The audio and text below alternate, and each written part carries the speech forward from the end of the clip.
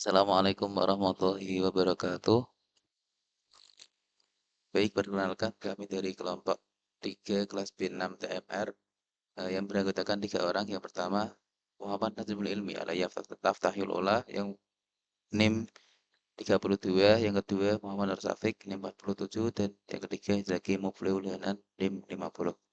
Di sini dari kelompok 3 akan menjelaskan bagaimana eh, aplikasi yang kami buat menggunakan paket RSA ini. Di sini ada coding dari UI-nya, dan di sini ada coding dari servernya.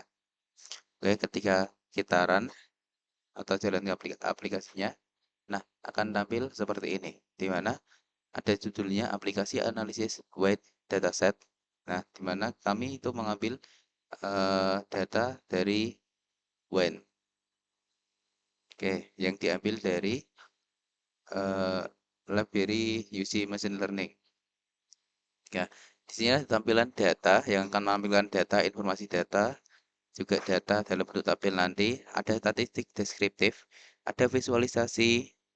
Nah, visualisasinya ada 3 nanti, dan missing value, transformasi, juga analisis regresi. Oke.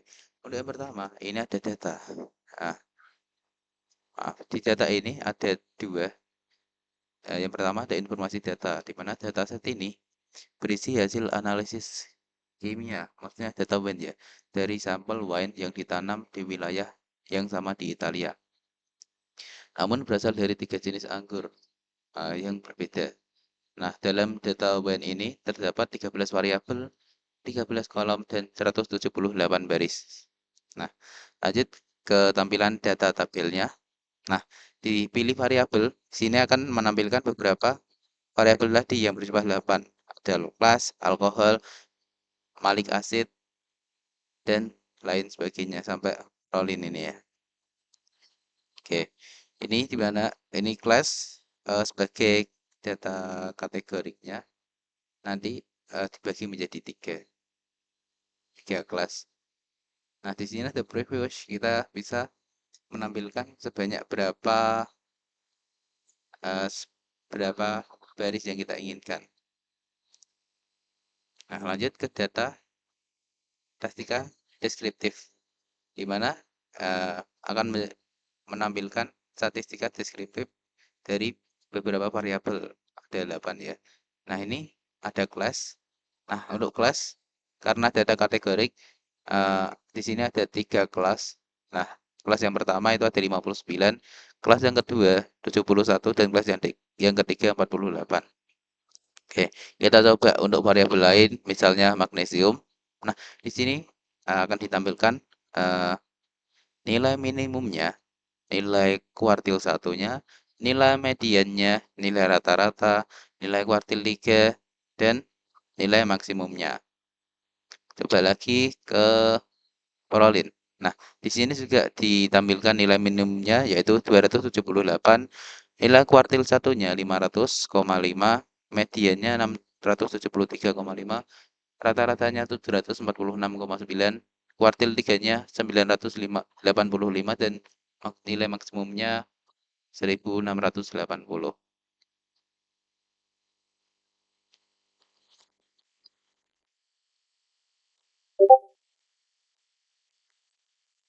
Selanjutnya ada visualisasi. Di sini kami mengambil visualisasi box plot, histogram, dan scatter plot. Nah, dari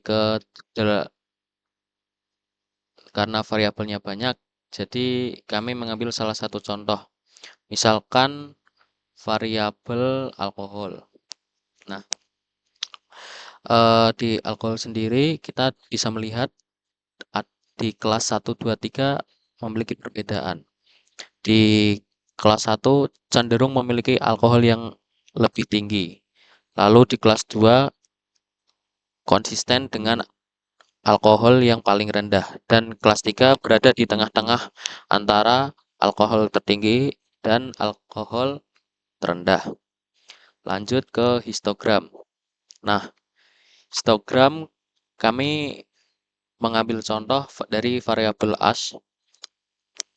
Nah, di sini variabel As cenderung berdistribusi normal karena histogramnya membentuk sebuah lonceng. Lalu apakah variabel lain juga membentuk sebuah lonceng? Kita bisa lihat di sini.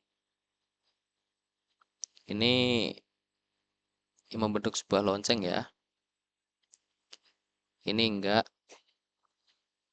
Nah, tidak semua variabel membentuk sebuah lonceng, tapi kebanyakan variabelnya berdistribusi normal karena banyak yang membentuk sebuah lonceng. Selanjutnya ada scatter plot. Di sini kita variabel X-nya memilih variabel alkohol dan variabel Y-nya adalah variabel ash.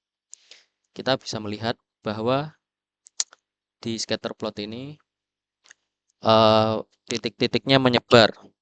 Ini maknanya tidak ada hubungan antara kedua variabel karena tidak membentuk pola tertentu. Selanjutnya ada missing value. Nah, identifikasi data hilang. Dari sini kita bisa melihat tidak ada data yang hilang sama sekali dari variabel-variabelnya.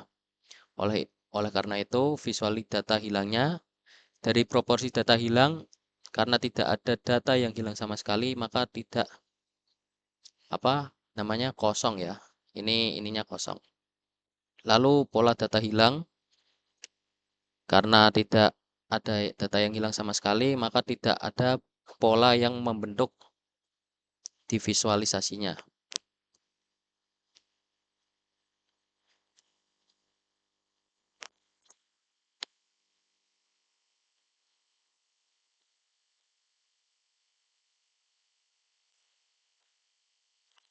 Oke, setelah missing value, selanjutnya kita lanjut ke transformasi data.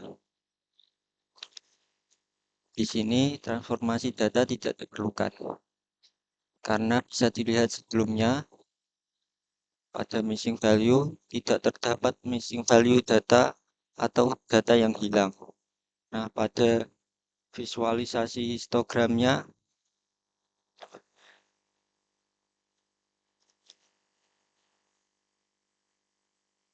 di sini bisa dilihat bahwa histogramnya membentuk suatu lonceng.